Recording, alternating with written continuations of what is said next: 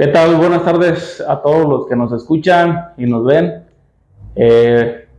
Hoy iniciamos este proyecto, es nuestro primer video podcast.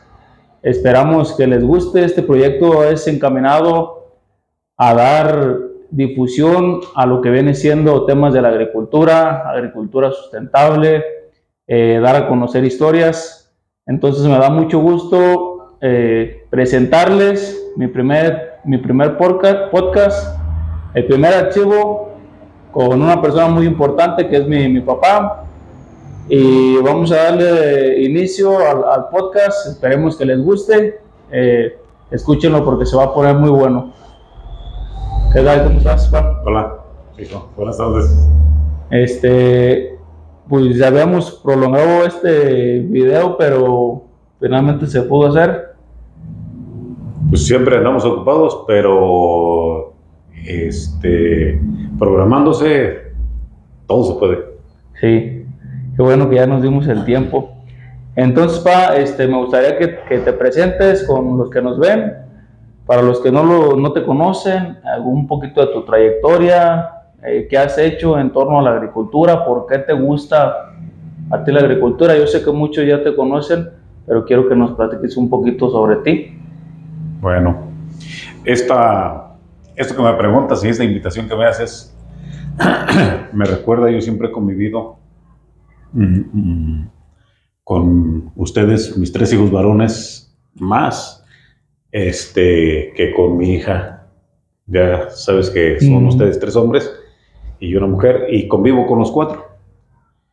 Pero en muchas de las ocasiones, siendo ustedes niños, me han insistido, y recuerdo que decían cuando andábamos trabajando: papá, platícanos algo, platícanos algo. Y yo notaba así como que querían que les platicara algo para que no los mandara a trabajar.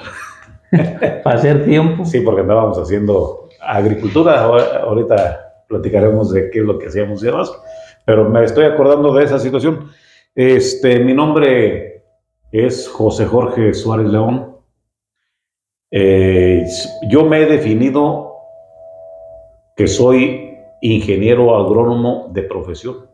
Yo tuve la oportunidad de estudiar la carrera de ingeniero agrónomo en el ITA 7 de Morelia. Me especialicé en desarrollo rural, pero profesionalmente me dediqué a lo que para mí es mi vocación. Soy maestro de vocación, ingeniero agrónomo en profesión, maestro de vocación y agricultor por devoción. Yo empecé a hacer agricultura más o menos como a los 5 años de edad en el patio de la casa. Mi primer maestro en agricultura pues fue mi papá, Rubén Suárez Herrera. Él fue un campesino nato, fue gente de campo sin tierras. Su fuerza de trabajo era sus brazos, sus piernas, su cuerpo. Y fue un hombre de asadón, machete, pala, pico. Y todo eso pues yo lo aprendí con él y me inculcó el amor a la tierra. Desde mi niñez yo soñaba mucho con que llegáramos a tener una parcelita, pero con lo único que contábamos era el patio allá en la casa donde mi mamá traía unas gallinitas y ponía sus plantas y demás. Entonces yo ahí empecé a hacer algo de agricultura, sembraba rábanos, sembraba cilantro. Y más o menos empecé como a los 5 años a hacer agricultura, por eso digo que de devoción. Y de profesión, ingeniero agrónomo, y de vocación, maestro, porque fui maestro rural. Trabajé 2 años con CONAFE como maestro rural. Y después la vida me dio la oportunidad a dedicarme un tiempo a dar asistencia técnica a los campesinos, a dar asesorías, a organizar. Mucha gente de mi región me identifica, sobre todo gentes de mi edad o un poquito más grandes, porque yo en mi región empecé a trabajar por ahí veinteañero, visitábamos en las tardes a las comunidades y organizábamos grupos de mujeres, grupos de jóvenes. Eso Sí. con CONAFE. No. No, con CONAFE trabajé en Tancítaro y aquí en Taretán 1 año y 1 año, pero como maestro de primaria. Empecé a los 16 años con la pura secundaria y me gustó, pero me hacía falta estudiar más. Ahí fue donde descubriste que te gustaba la educación, o sea, el ser maestro. Yo la agricultura me gustó desde niño. Y cuando yo tuve mi primer acercamiento con la educación fue en el kinder. Mi primer maestra, la que tuve en el kinder, estaba preciosísima, la maestra Carmelita López, que después con el tiempo fue maestra también en el kinder de mi hija. Y yo le decía a mi mamá, cuando hacía las tareas, hacía ejercicios de caligrafía, yo le decía, mamá, ¿qué se ocupa para ser maestro? Y ella me decía, pues estudiar, echarle ganas. Y yo, cuando estaba en el kinder, mordiendo el lápiz, decía, cuando yo sea grande voy a ser maestro. Ahí me nació. Cuando salí de la secundaria, en realidad, no había muchas oportunidades, no había las oportunidades que tienen ahorita las juventudes. Era lo que te pudieran ayudar tus papás. Eran pueblos rurales, no había carreteras, pura brecha. Entonces, para nosotros no había muchas oportunidades. El futuro para mí era ser cortador de caña. Pero cuando salí de la secundaria, mi papá me dijo que ya no me podía dar más estudios. Y yo dije, ¿cómo ya puedo hacer? Con lo de la primaria y con la secundaria, pues ya no soy cualquier gente, ya tengo secundaria. Y tocando puertas llegué a CONAFE, que es Consejo Nacional de Fomento Educativo, y ahí me capacitaron, pero para ser maestro rural en comunidades alejadas, donde el primer año que trabajé fue en Tancítaro, pero trabajé con niños de primero a sexto grado. O sea, trabajaba 2 turnos, en la mañana trabajaba primero, segundo y tercero, y en la tarde trabajaba cuarto, quinto y sexto. Y luego aquí en Taretán, en San José Obrero, también fui 1 año maestro. Eso fue mi acercamiento ya como maestro. A mí me dijeron maestro por primera vez cuando yo tenía 16 años. Un chavo de 13, pero en primaria. Pero ya traía yo los 2 gusanitos.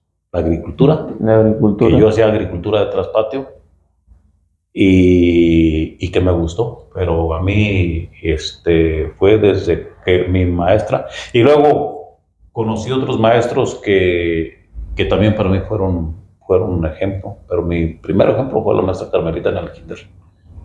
Y entonces, por ahí me acuerdo que, y siguiendo lo que me estás diciendo, tu interés o tu visión era ser maestro, o sea, ser ingeniero agrónomo. Cuando eras niño no te... Pues era muy lejano, a lo mejor no lo veías como una posibilidad. Más bien era una... ni siquiera entraba en mis sueños ser ingeniero. Hacer una carrera a nivel de licenciatura era solamente una oportunidad para muy pocos, los que tenían un sustento económico. Un sustento, sus papás, por ejemplo, los que tenían algo de tierritas y tenían ganadito. Los que eran hijos, por ejemplo, inspectores en el ingenio, ellos sí había un poquito más de futuro promisorio, pero para un hijo de un peón de campo, no había. Era más. Sí. Entonces, platicábamos y mi papá siempre me decía, hijo, estudia, para que cuando menos seas maestro, para que no le tengas que poner el lomo al sol como yo. Esas eran las frases de mi papá. Estudia para que no le tengas que poner el lomo al sol. Y mi mamá también me insistió mucho y decía, aunque sea de maestro. Y pues yo también crecí diciendo que aunque sea de maestro. Y soñaba yo con... Mi sueño era ser maestro para no tener que ser cortador de caña. Porque es un trabajo. Era lo único que había, ¿no? Yo mis respetos para los cortadores. Cortadores y cargadores de caña.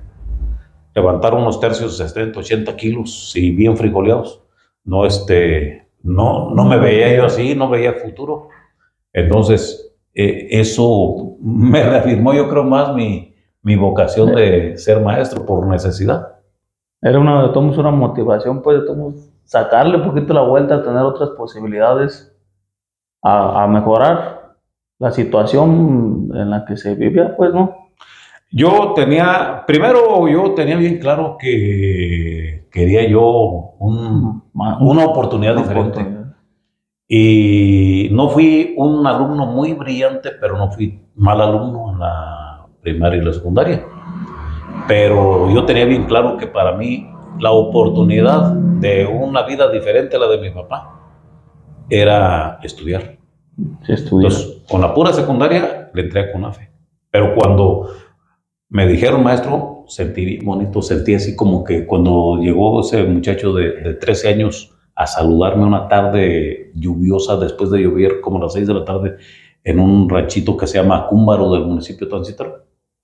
Tenía yo una reunión ahí informal con padres de familia y con otros niños que se comunicaron que había llegado el nuevo maestro. Entonces se juntaron ahí en la escuelita, una escuelita de tablas. Y ese chamaco llegó porque fue a llevar el ganadito de la familia, lo fue a llevar a la parcela, pero se vino corriendo y cuando llegó, saludó, buenas tardes, se dirigió a mí, se quitó el sombrero, me agarra la mano, hasta me la quiso besar, no se lo permití. Dije, no, precisamente la educación va por este rumbo, nadie es más que nadie, ni nadie es menos que nadie. No se lo permití, pero sentí fue una emoción que me dijera maestro que tuviera con esa diferencia de 3 años y yo era un figurón allí y la comunidad toda enlatando conmigo. Los 2 años que trabajé me dieron a entender que yo había nacido para ser maestro. Yo le busqué mucho la oportunidad de ser maestro, pero no había oportunidades. Entonces, aquí en mi pueblo, Tareta, en Michoacán,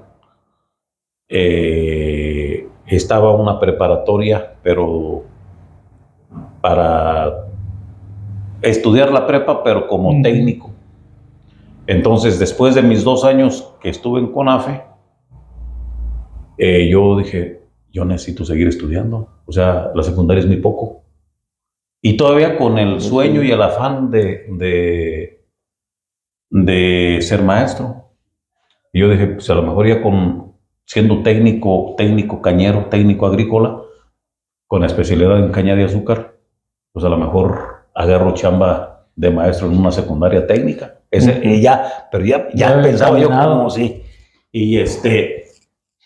Y tuve la fortuna de que terminé mi carrera, tuve muy buen promedio, todavía algunos de mis compañeros, a estas alturas, todavía algunos de mis compañeros del Cebeta me dicen que yo era mucha cabeza, que le eché muchas ganas. ¿Te gustaba estudiar? Me ha gustado. Todavía a estas alturas, pues tú sabes que yo estoy jubilado, pero todavía por cuenta propia tomo algunos cursos. Computación, deshidratación de frutas, me actualizo en lo que es la sustentabilidad, o sea, no puedo dejar de estudiar porque para mí es... Tu estilo de vida. Es una necesidad como comer, dormir. Sí. Para mí leer, estudiar, trabajar las neuronas, para mí es de diario eso. Ya me acostumbré.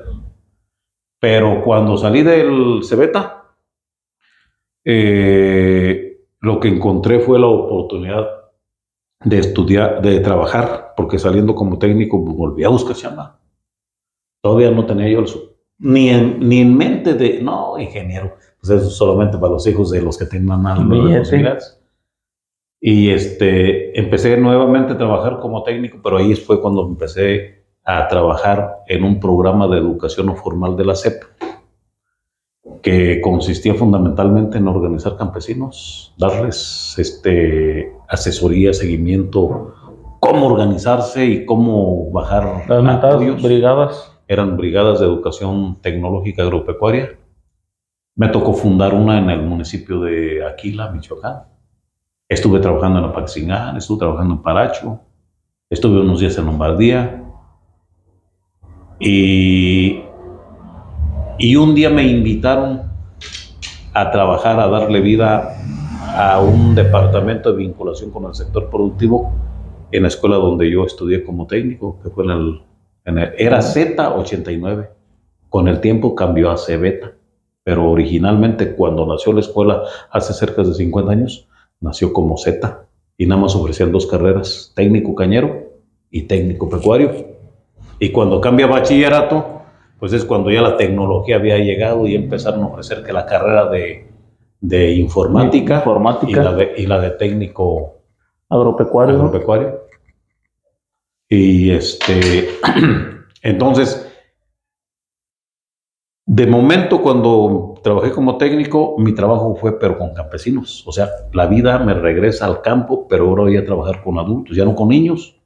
Ahí que era en las brigadas, ¿cuál era el objetivo general de las brigadas? ¿Era integrar a los campesinos o era nada más instruir? ¿O cuál era ahí la encomienda? Allí el propósito principal, porque era un programa de educación no formal, se trataba de que nosotros, la gente que teníamos cierta preparación, nos fuéramos y nos integráramos a las comunidades. Nos llamábamos promotores como agentes de cambio. Nos íbamos a promover la organización campesina y les dábamos capacitación, cursos de capacitación. Por ejemplo, si nos decían, no, pues nos gustaría trabajar en pollos de engorda, pues había que capacitarnos. Y si no sabías, tenías que aprender. Era tu bronca como promotor. A mí me tocó, siendo técnico agrícola, me tocó en Parácuaro. Hay una tenencia que se llama 20 de noviembre. Ahí trabajé un tiempo, la primera vez. El primer proyecto, porque tenemos, aparte de la capacitación, lo tenemos que operar los proyectos, pero junto con los campesinos, o con las mujeres, o con los jóvenes, pero allá en el campo. O sea, nosotros al campo, pero uno de los lemas era trabajar, una de las normas era trabajar con grupos, no con personas en lo individual, sino con grupos. Y era capacitar, apoyar en la gestión, elaborar proyectos, y darles la asesoría hasta la comercialización para que éramos promotores del desarrollo agropecuario. Esa era la encomienda principal. Esa era promover el desarrollo agropecuario a través de la organización de campesinos y aprovechando los apoyos que en aquel tiempo tenían las instituciones del gobierno para el campo. ¿Y cómo veías la respuesta por ejemplo, de la gente con la que trabajaban? Porque ahorita está otra vez regresando, lo hemos visto con el programas de los gobiernos, y yo en la parte académica estoy viendo como que se está regresando esa tendencia a querer trabajar de nuevo con las personas de las comunidades, pero hay mucho... se rehusan la gente al cambio. O sea, se rehusan ya. Ahorita ya no hay a lo mejor tanta confianza. Puede ser por algunos otros aspectos sociales, pero hay mucha renuencia. La gente ya no quiere participar, y menos si van a trabajar, menos si es de gratis. O sea, que no se les va a dar un beneficio económico o material. Ahorita es muy difícil, lo hemos estado compartiendo con algunos compañeros y algunos profesores, y están muy renuentes. No sé si cuando te tocó veías algo similar o había más confianza entre la gente. En aquellos tiempos, lo que sucede es que en aquellos tiempos había más conciencia social y más sentido de pertenencia a una comunidad. Éramos menos individualistas. Entonces, cuando yo cuando yo me tocó trabajar esa parte, por ejemplo, como maestro de CONAFE, las comunidades se tenían que organizar para una semana me daban de comer en una casa y la otra semana en otra y otra, y la gente se sacaban el bocado de la boca para dármelo. Y había integración, no había mucho dinero, ni había muchos medios de comunicación, había muchas carencias, pero no había tampoco tanta hambre de tener y tener y tener y tener. Y ahorita, después de que se dio el cambio a nosotros, por ejemplo a mí, cuando te comentaba que salí como técnico y como técnico empecé a trabajar, pero en esos días fue cuando me dieron la oportunidad de estudiar la carrera de ingeniero agrónomo, pero tenía que hacerlo los sábados. En aquellos tiempos fuimos criticados porque fuimos pioneros prácticamente en lo que es ahorita ya ahorita la modalidad incluso es educación a distancia, mixta, virtual y demás. En aquellos tiempos, yo estudié de 1984 a 1988 la carrera de ingeniero agrónomo, pero fue una oportunidad que nos brindó la SEP a sus trabajadores. Y muchos no aceptaron el reto y muchos sí los aceptamos, entre ellos yo. ¿Por qué digo el reto?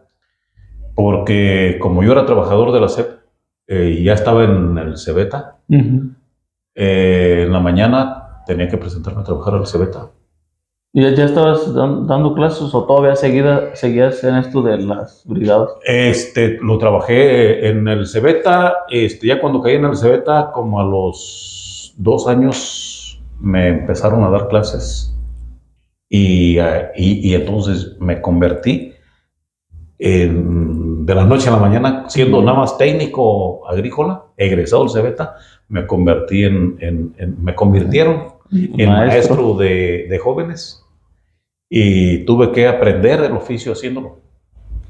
Y entonces tenía que dar clases en la mañana en el Cebeta. Yo era el jefe del departamento de vinculación y en las tardes, a las 4 o 5 de la tarde, teníamos que estar en las comunidades.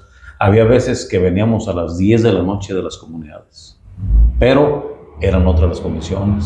Sí, no había tantos medios de transporte, no había tantos medios de comunicación, pero tampoco no había tanta maldad como que hay ahorita. Es un riesgo andar en la noche, tú sabes. Aunque estés trabajando, ¿sí? Estés haciendo bien. Y que no sea tan noche, pero ya, digamos, después de las 8 de la noche. Hay más peligro. A mí que se me haga noche por allá en alguna comunidad, después de las 8 de la noche vengo con temor. Y en aquellos días, incluso yo llegué a estar de regreso en la casa de mis papás, porque yo estaba soltero, a la 1 de la mañana, a pie, de las comunidades a pie, de venir a trabajar. Y a esas horas había que agarrar las libretas un rato para hacer tareas. De lunes a viernes estudiar, hacer tareas. Había veces que en la tarde sacaba yo del Cebeta con vale algún libro, por decir álgebra, y fui autodidacta. Yo tuve que aprender aprender por mí mismo, porque de lunes a viernes no tenía maestros. Y el sábado me iba a las 5:30 de la mañana a Morelia, y había veces que me hacían hasta 3 exámenes. Fueron 4 años. Fueron 4 años para hacer la carrera de ingeniero agrónomo, y en aquellos tiempos fuimos criticados que porque nos estaban regalando la carrera. Yo en una ocasión con alguien que estudió escolarizado, que le dieron beca por parte del ingenio, pues vivían en Morelia. Y en una ocasión, pues ustedes son de probeta porque los puros sábados. Eran realidades diferentes. Sí. El que estaba en Morelia, allá lo mantenían. Y yo no estaba en Morelia porque no se podía. Yo tenía que trabajar. Pero la diferencia está en que el que iba allá, pues ahí tenían los más. Y los temas que vieran de eso les hacían examen. Y a nosotros no, a nosotros nos entregaban los programas completos y para tal de ahí examen. ¿De dónde vas a recuperar el conocimiento? Es tu problema. yo te hago un examen. Hay que ser muy autodidacta en ese tipo de modalidades. Pues. Sí, sí. Es que, por decir algo, recuerdo que había una materia de 6 unidades temáticas y yo tuve que hacer el examen de las 6 unidades temáticas.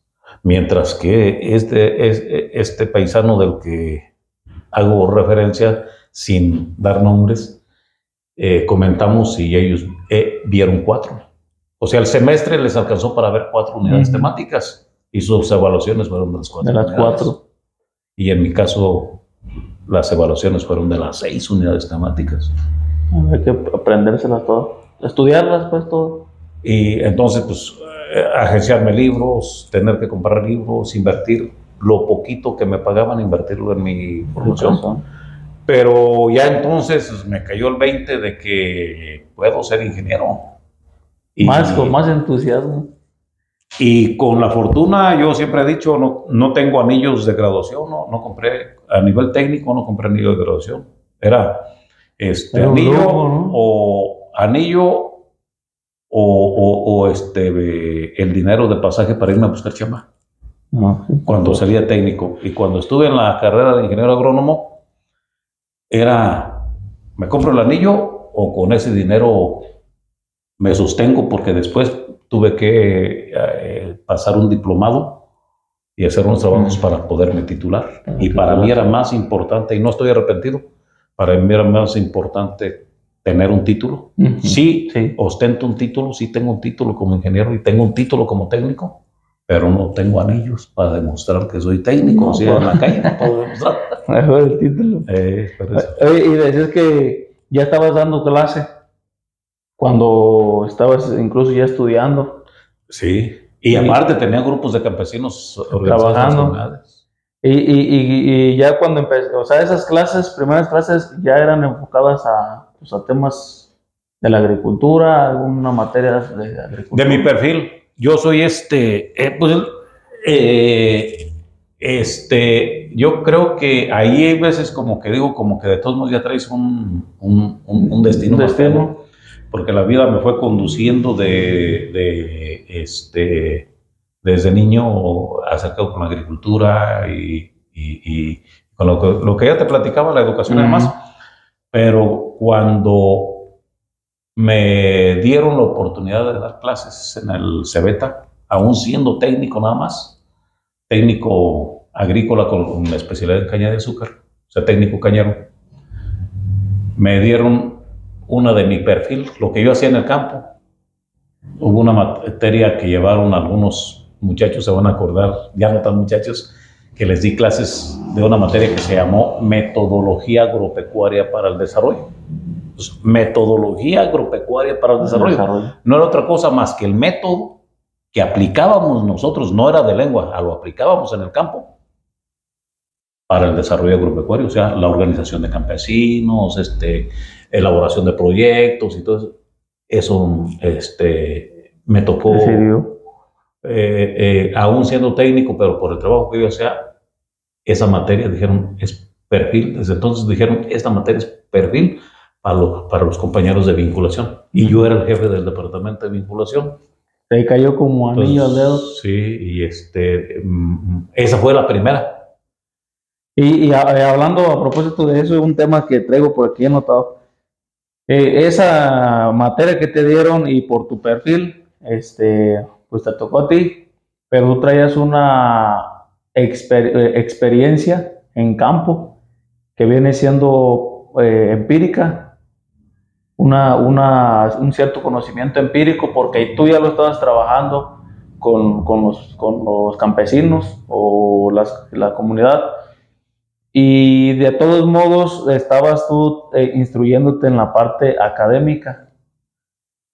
Y aquí entra una pregunta, ¿qué importancia o en qué nivel de importancia tú le das a la educación empírica, es decir, a la experiencia, y a la educación académica, a la teoría, a los libros?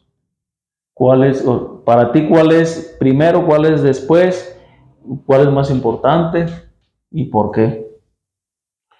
Para mí, incluso Con el tiempo trabajé, contando esos primeros años que trabajé en vinculación y más, en el CEBET 89 yo duré 38 años. O sea, trabajé 38 años en el CEBET 89. Mis primeros años fue más cargado hacia el campo, hacia educación no formal en las tardes con los campesinos. Pero poco a poco me fue absorbiendo el CEBET, de tal manera que mis últimos años fui maestro de tiempo completo en el CEBET. Dejé el trabajo de las comunidades porque me absorbió. Cada vez que había cambio en el plan de estudios, había un compañero que siempre decía, esto está a la medida para Suárez. Y está a la medida por mi perfil profesional. Yo pienso que es importantísimo la formación académica porque te da los fundamentos científicos como para entender ese conocimiento empírico que ya traes. O sea, cuando estamos hablando de conocimiento empírico, estamos hablando de experiencia. Y eso es un conocimiento que todos los adquirimos en todos los ámbitos. Pero el meterte a estudiar ciencia, desde mi punto de vista, te permite entender los procesos, por un lado. Pero por el otro lado, adquirir el conocimiento científico cuando ya tienes tú experiencias, te facilita. Sí. Por decir algo, yo hablando de injertos de las plantas, yo conocí gentes que no tenían ni primaria, buenísimos para injertar. Era conocimiento empírico, pero no sabía nada de la fisiología vegetal y que ¿por qué cambio ni esto y lo. Entonces, a mí no me pegaban los injertos, yo no tenía la experiencia, pero ya había visto y conocí gentes muy duchas, muy expertas, pero que no más se dan las cosas así. Pero gracias a que hice una carrera, entiendo los procesos y me facilitó a mí todavía dominar la técnica del injerto y decir, es que hay que hacer coincidir y eso. O sea, los dos, yo siento que no es primero uno ni el otro, sino yo creo que se complementan. Se complementan porque si te quedas nada más con la pura experiencia, te quedan muchas lagunas. O sea, debe de ser en conjunto. Y si nada más eres académico, puedes llegar a obtener un doctorado académicamente hablando, pero si no tienes experiencia, ¿sabes qué? Cualquier persona te cachetea con guante blanco, porque tú eres pura teoría. Y si tienes las dos cosas, aguas con ese Inge porque viene fuerte. Y en ese sentido de el conocimiento y la experiencia, tú como maestro ya nos platicaste que pues, toda la vida fuiste maestro y en torno a la agricultura. ¿Tú has visto cierto cambio que es el tema que nos confiere aquí la educación en la agricultura, que pues es un tema, como dices tú, de tu perfil? ¿Tú has visto algún cambio en la cultura estudiantil de cuando iniciabas a la cultura estudiantil de ahora que cerraste, que terminaste con tu carrera como profesor? Es decir, ¿qué cambios has visto de tus primeros estudiantes a los de ahora? Sí hay una marcada diferencia, incluso lo llegamos a comentar con mis compañeros cuando hacíamos reuniones de consejo técnico en el plantel. Las primeras generaciones, los primeros que estudiamos, entre ellos yo, que teníamos que jugárnosla y veíamos en la educación la oportunidad de un cambio, teníamos hambre de saber, hambre de conocimientos. Teníamos incluso hambre básica, hambre de tortillas, porque no había mucho. Entonces queríamos progresar. Mi generación fuimos gentes que tuvimos que echarle muchas ganas para salir adelante. Con el tiempo, las cosas han ido cambiando. Ahora resulta que los muchachos van más porque se los ordenan. Hay de todo, hay garbanzos de libra, hay jóvenes que todavía ahorita en la actualidad van porque quieren aprender, pero son muy pocos los que quieren aprender. Realmente, así que si haces una encuesta y te contestan, te van a decir, vengo porque me mandan mi papá, o vengo porque no quiero ir a la parcela, pero no les veo ganas, y menos de adentrarse en lo que viene siendo el campo, porque el campo es pesado el sol, pues a ti te consta, es pesado trabajar en el sol, es pesado las herramientas, y luego a veces hay desánimo porque le inviertes dinero, trabajo, tiempo, y cuando ya tienes tu cosechita todo el mundo te la quiere quitar a cambio casi de nada. El productor, acabo de tener un curso este fin de semana, y por ahí uno de los instructores, un doctor, afirmaba que aproximadamente el 10% del valor comercial, como le llega al consumidor, el 10% es para el que lo produce. El otro 90% se diluye en la cadena. Los comerciantes. Se diluye en la cadena, luego el que te la quita se lleva otro 30%. O sea, tú que te la jugaste, si te va bien, le tiras a un 10% de utilidad. Recuperar lo tuyo si te va bien, porque en muchas de las ocasiones pierdes tu inversión y pierdes tu trabajo. Pero si te va bien, te toca como el 10%, y al que te la compró le toca el 30%, y a ese se le lleva al de la central de abastos, y ese se queda como con un 50%, y finalmente el consumidor le llega caro. Por eso cuando luego vienen directamente al consumidor, llega a mi campo de cultivo y me dice, oye, ¿a cómo las guayabas? Pues yo las doy a 10 pesos. ¿Cómo? Pues véndeme. ¿Por qué? Porque sí, no, es que... Y directo a la huerta. Y yo les doy hasta la oportunidad de que las escojan. Que corten. Y allá bien manoseadas, y no las toques porque valen oro. Pero valen oro ya cuando se las están vendiendo al consumidor. Pero para el productor.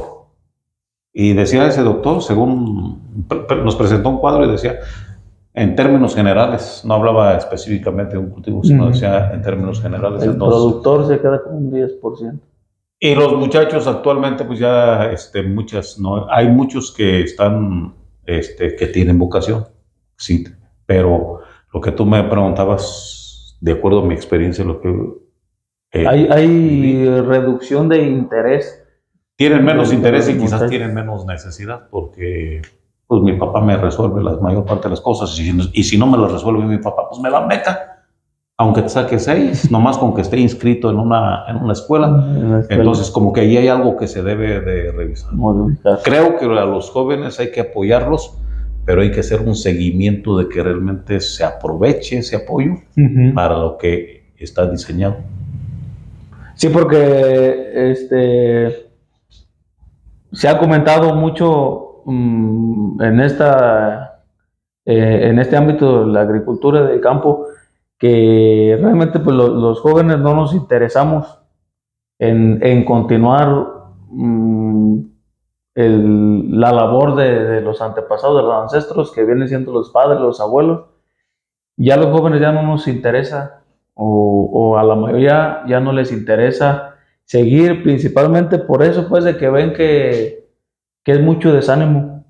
O sea, es muy difícil encontrar a un productor, a un campesino que le vaya excelente económicamente con sus cosechas.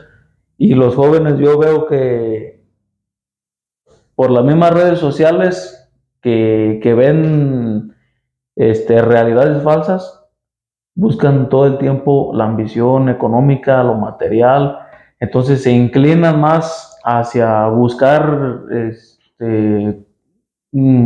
formas más fáciles, pero pueden ser peligrosas, de conseguir dinero.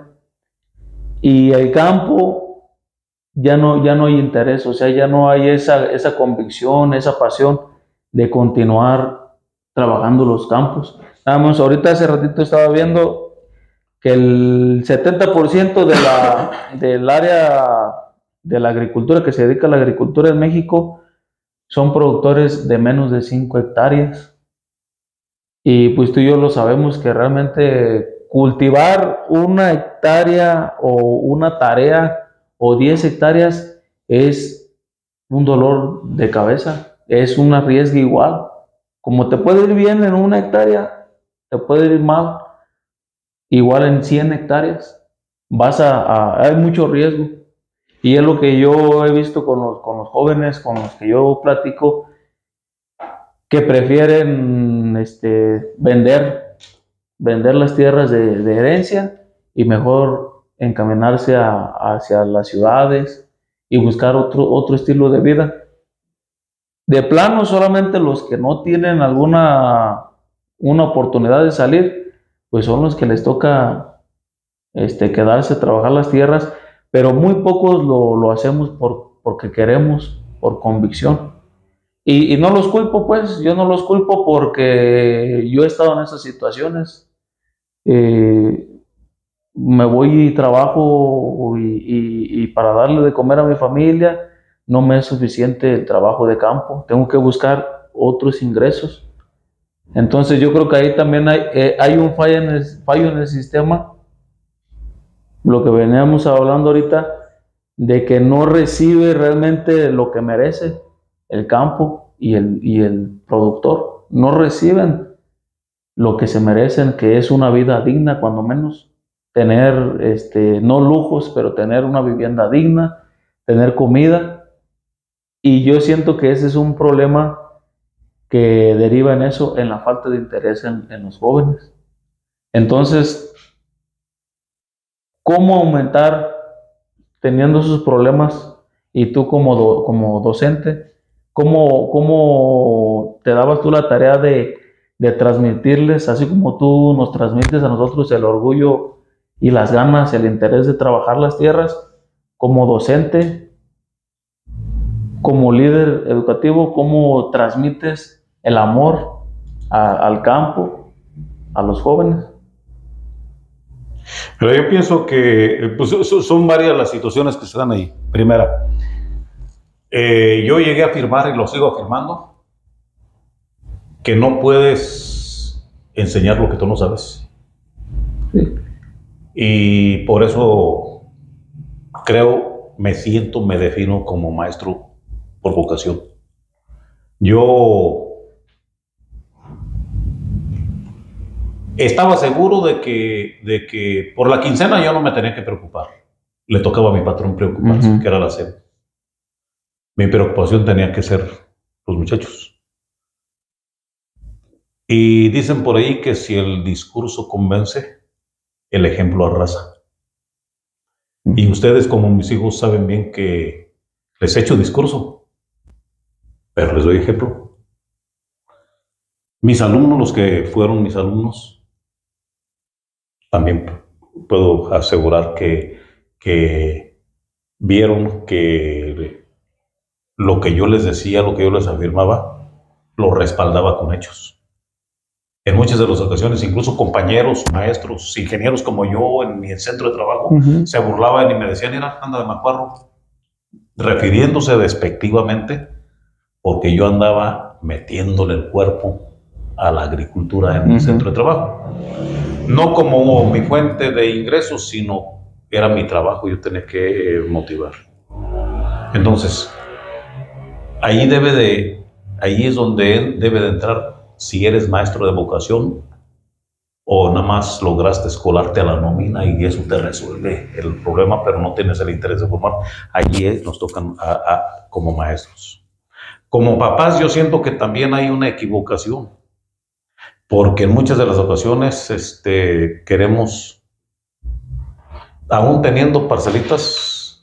Yo tuve la fortuna de, con el tiempo, mi papá igual, con el tiempo logró tener una parcela, yo también logré tener la mía, cultivar desde experiencia en cultivo desde maíz, caña de azúcar, jitomate, tomate, jamaica y demás. Te consta, pues tú como mi hijo, ahí siempre te traje y tengo muchas fotos de sus tiempos, pero yo pienso como que como papás también tenemos que inculcarles ese amor. Sí. Tenemos que inculcarles ese amor porque es un estilo de vida. El campo es un estilo de vida. No, yo les digo a ustedes, en el campo no te prometo dinero, pero te prometo salud. De que te va a dar sed, te da. Y vas a querer agua. Y hambre, y de que te va a dar hambre. Cuando no trabajas, ni hambre te da y te dicen, ay, pollo, enchiladas con pollo. Y dices, no, enchiladas con pollo.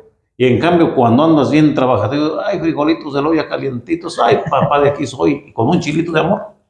Entonces, como que los papás debemos de revisar un poquito que debemos de ser líderes de nuestros hijos. Los maestros debemos de ser líderes de nuestros alumnos. Pero también no hago a un lado, el gobierno tiene una deuda pendiente con el campo y con los jóvenes.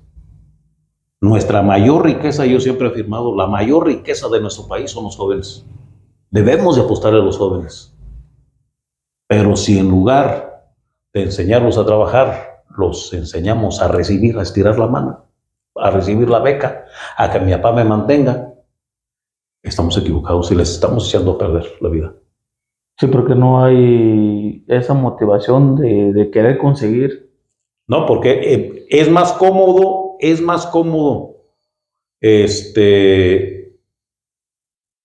meterte a una escuela aunque no tengas la vocación para que te den la beca.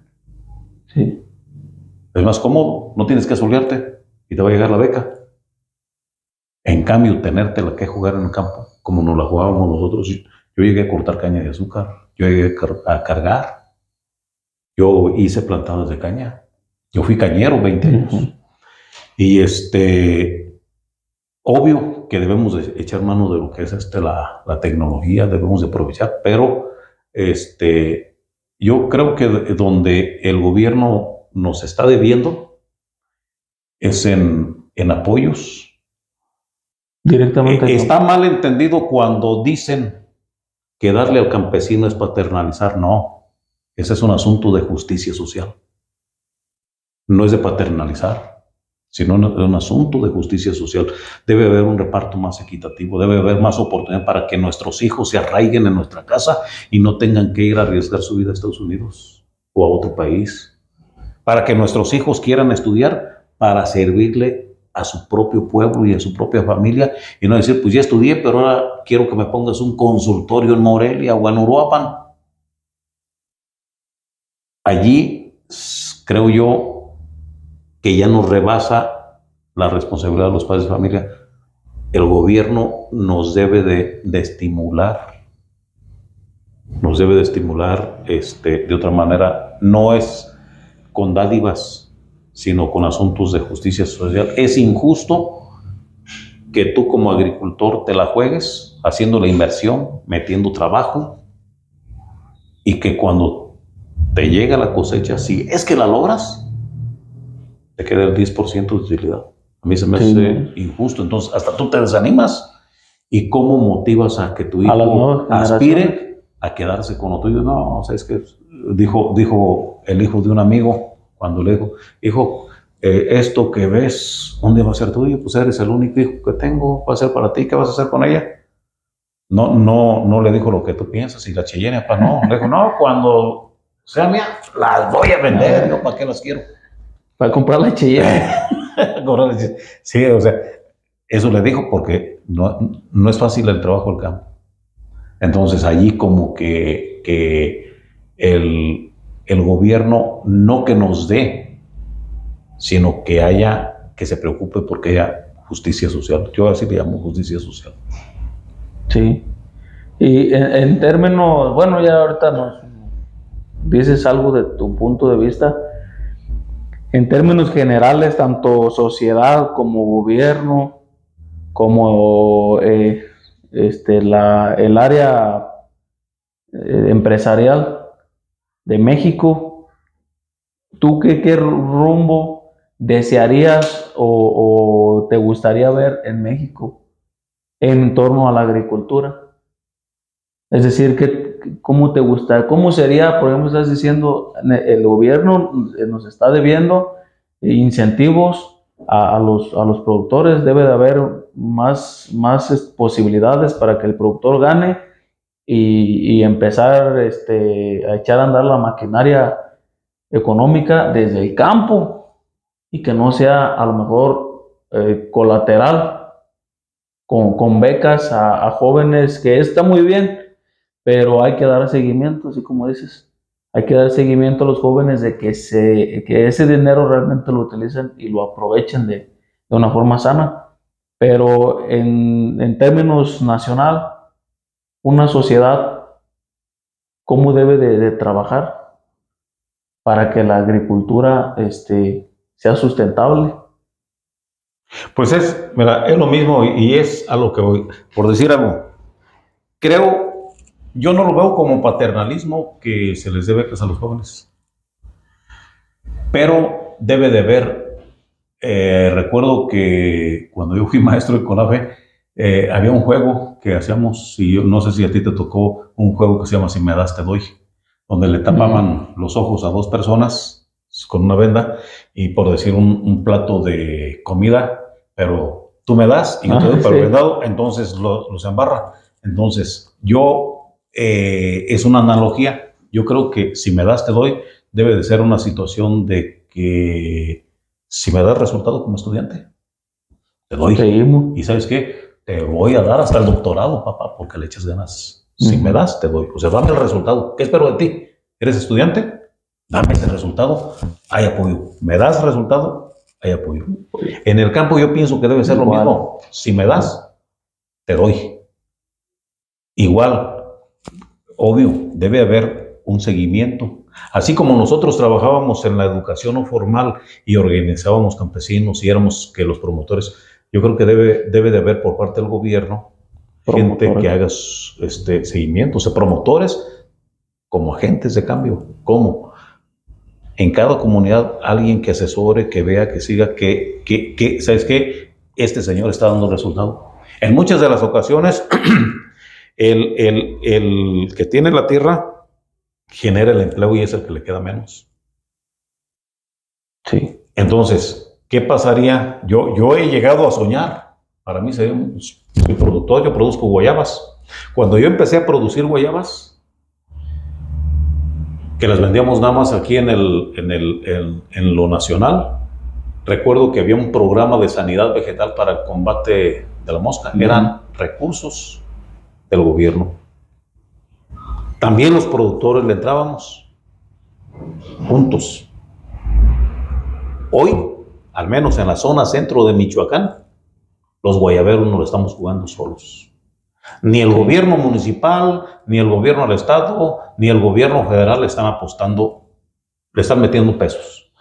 Si acaso lo hacen, si acaso hay una partida, acá no llega. A mí me dicen, ¿sabes qué? Es tanto para la sanidad vegetal y es tanto para la exportación, si quieres entrarle. Y si no, ábrete. Con cuotas. Y estamos produciendo alimentos.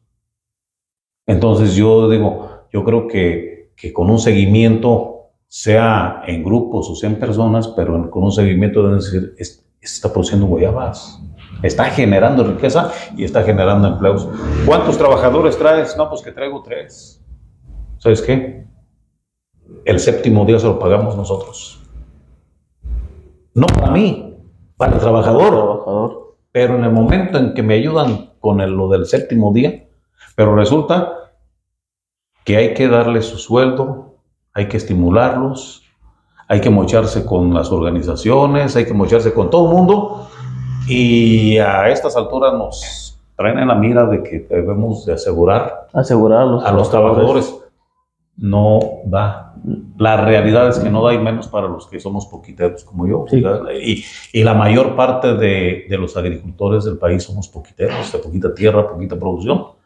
Entonces ahí es donde me refiero, de que nos están dejando solos. Y lo digo con conocimiento de causa. Yo soy productor.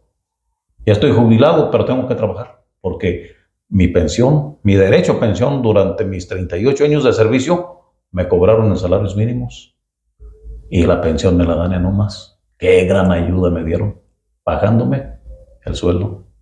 Y tengo que trabajar y me voy al campo y me la tengo que jugar rigor con los trabajadores.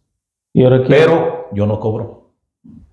Primero, si queda algo. Primero, si al final resulta que queda algo, me aliviano, pero si no, no. Entonces, yo ahí creo que nos están dejando solos y eso lo están viendo ustedes como hijos y dicen, no, pues yo sí quiero quedarme con la parcela de mi papá, pero pues para venderla porque como negocio no la armo. Así es. Y sí es verdad, hay políticas públicas que no están aterrizadas y es a nivel mundial.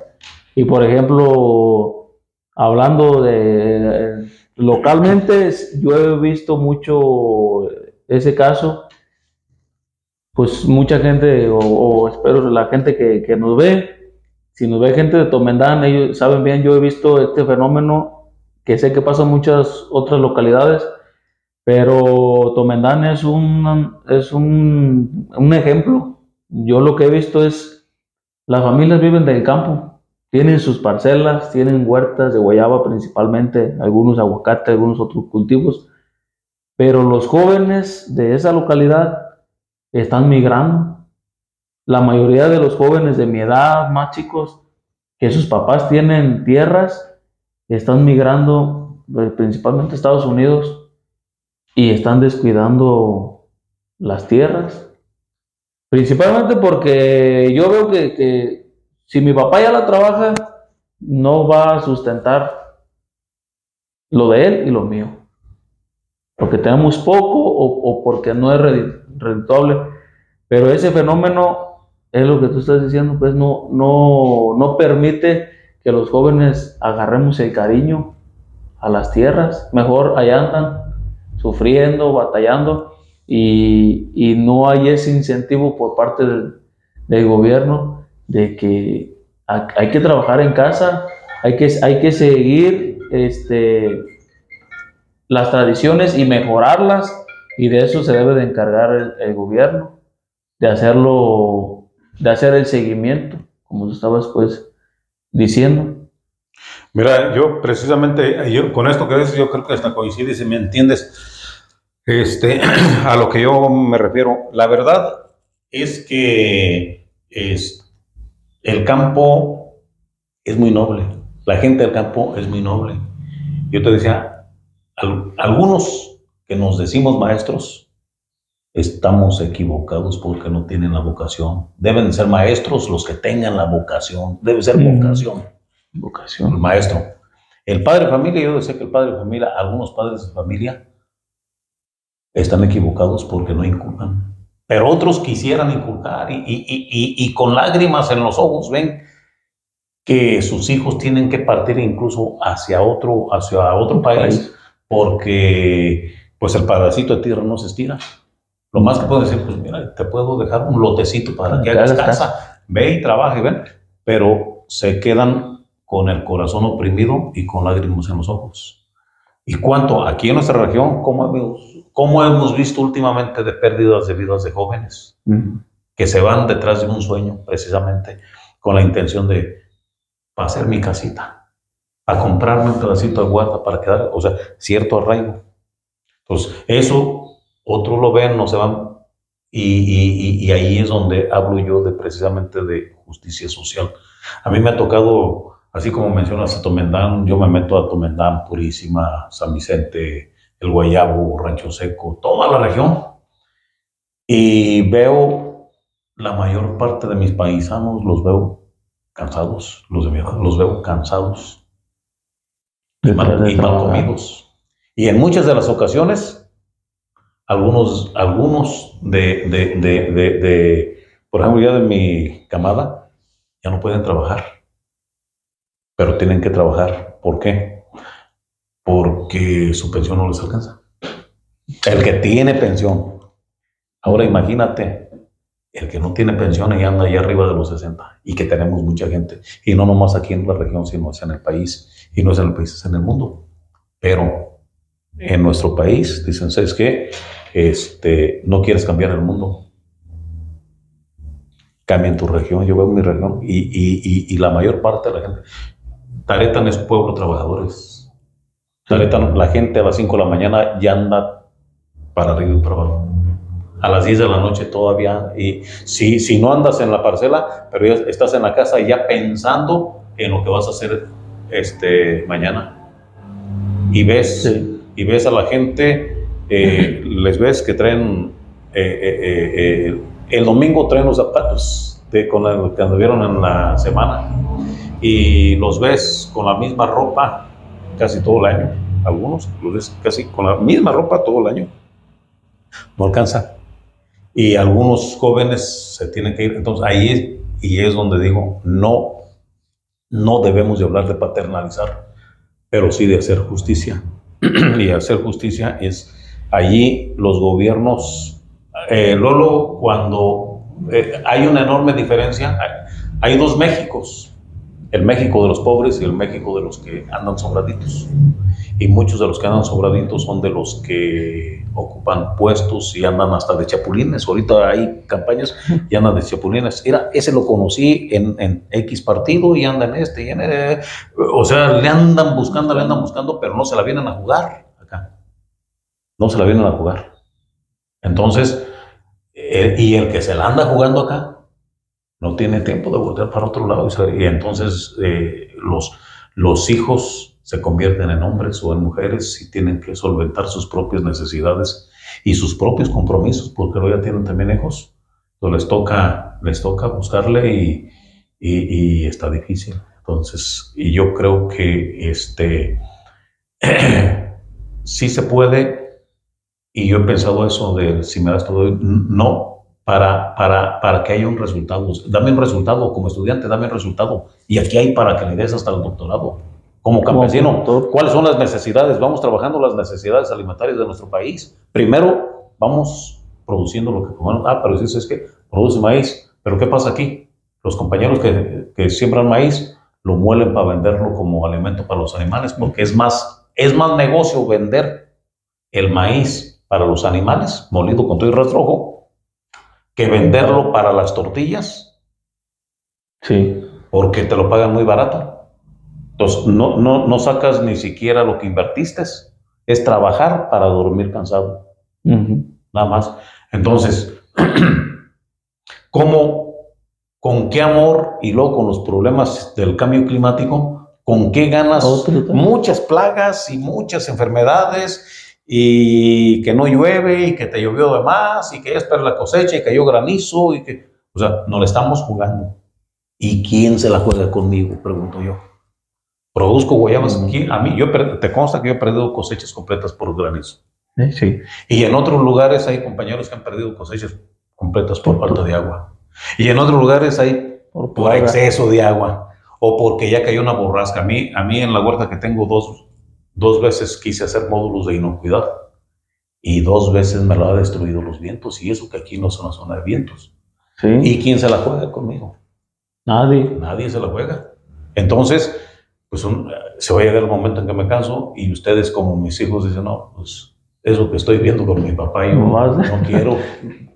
Eso para mí no es futuro. Entonces, ¿cómo el gobierno nos ayuda a arraigarnos? El gobierno se ha preocupado por hacer amarres con Estados Unidos y Canadá para que nuestros jóvenes se vayan a trabajar para allá. Y yo digo, ¿y cuáles son los amarres que estás haciendo para que mis hijos se queden en la casa? Para que mis hijos produzcan para los mexicanos. La mayor parte soñamos con producir para vendérselos a los gringos porque lo pagan en dólares. No lo pagan bien. Y al final de cuentas allá están, los que los compran son nuestros hijos, nuestros hermanos. Sí, nuestra propia gente. Que son los que conocen el producto allá nomás encarecido. Así es. Pues bueno, de todos modos, no es, por eso nos gusta a nosotros la agricultura y por eso es este espacio, para dar a conocer el sentimiento de la tierra.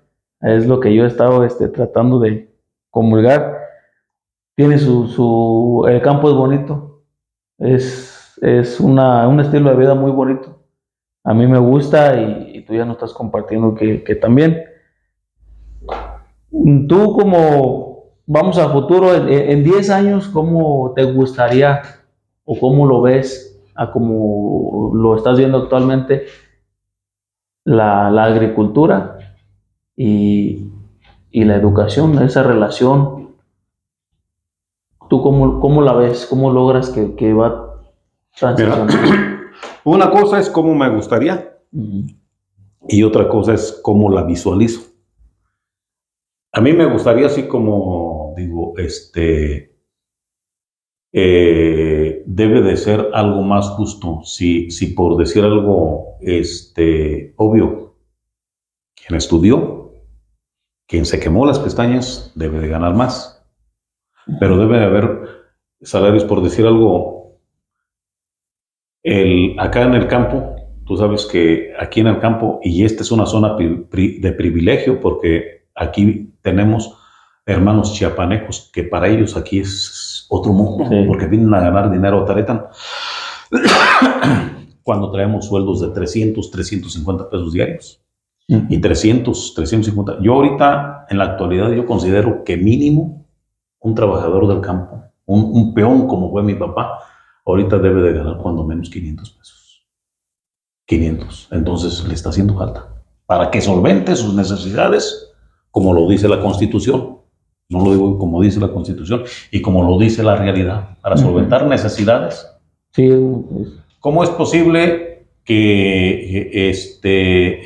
cómo es posible que pueda alguien, una familia tipo ya de ustedes?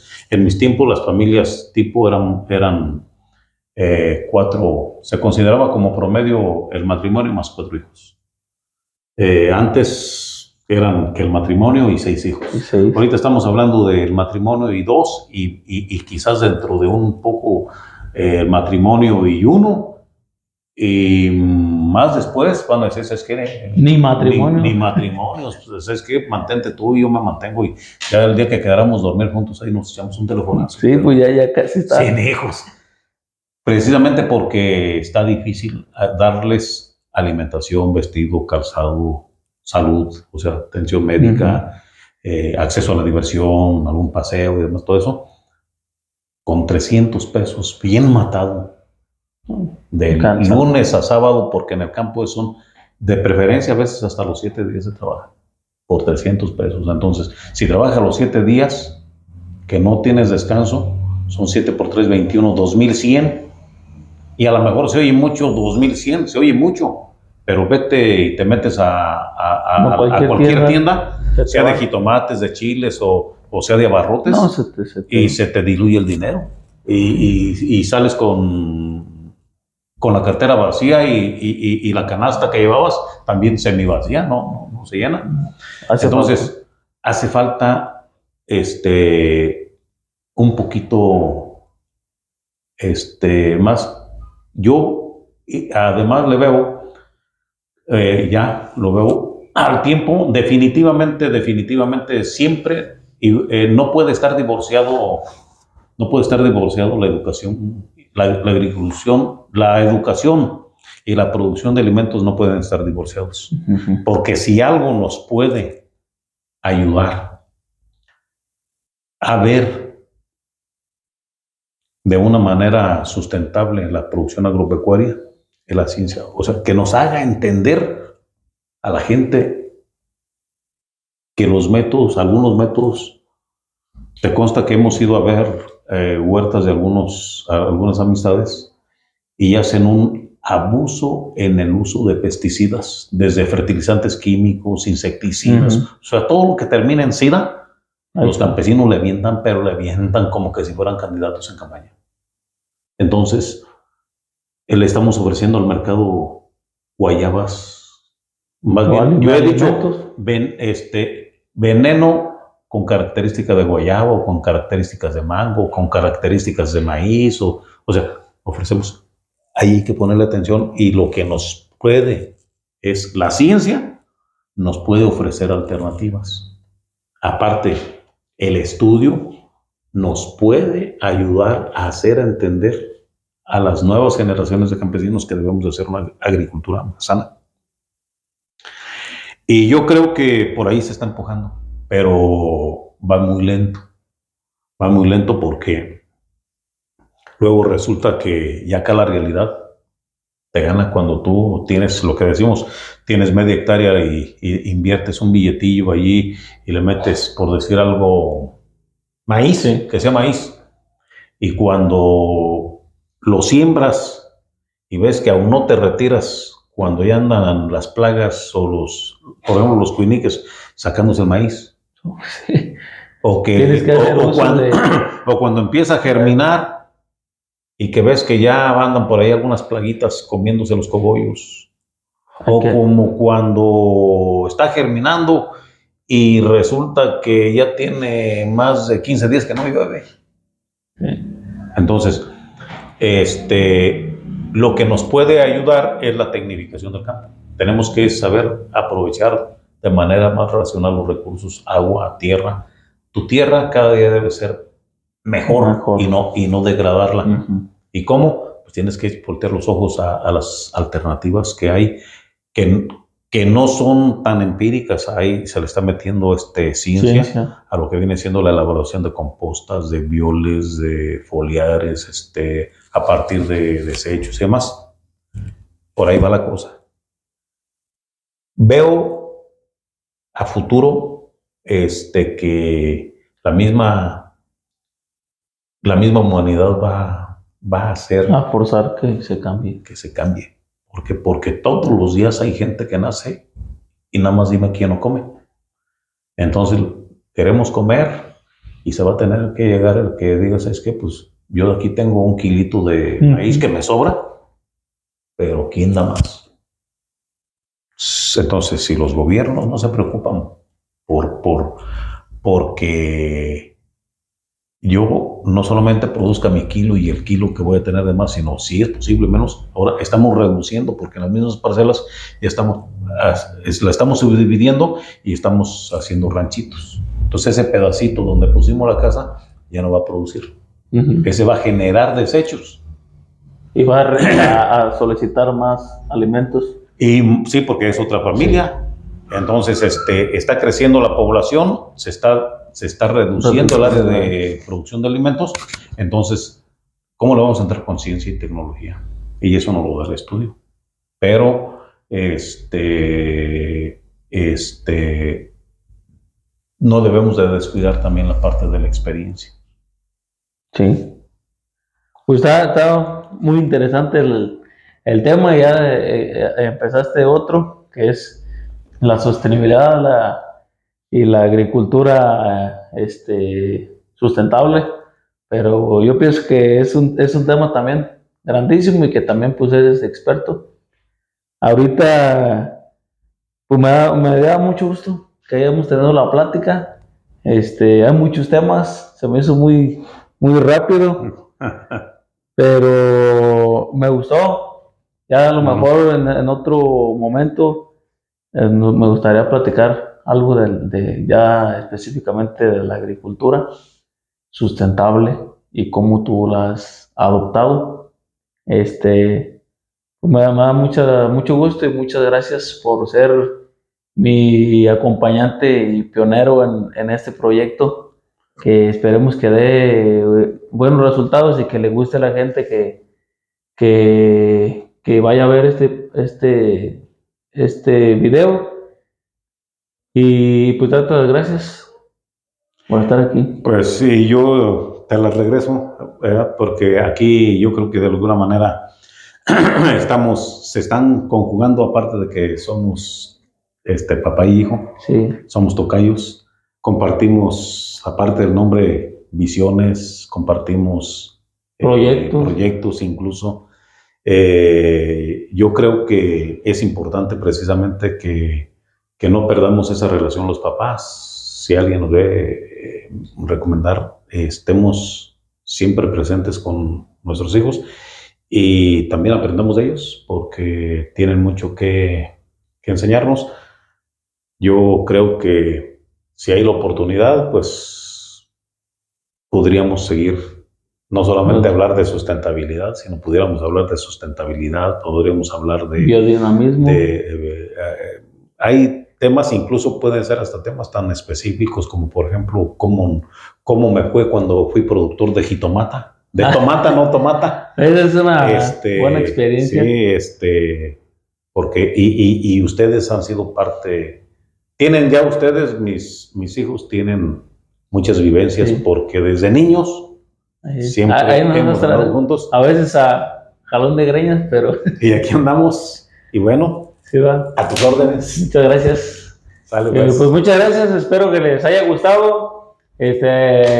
Hagan alguna sugerencia de temas que les gustaría que platicáramos. Vamos a estar haciendo diversos temas en torno siempre a la agricultura. Entonces, muchas gracias y hasta luego. Sale. Muy bien, muy bien.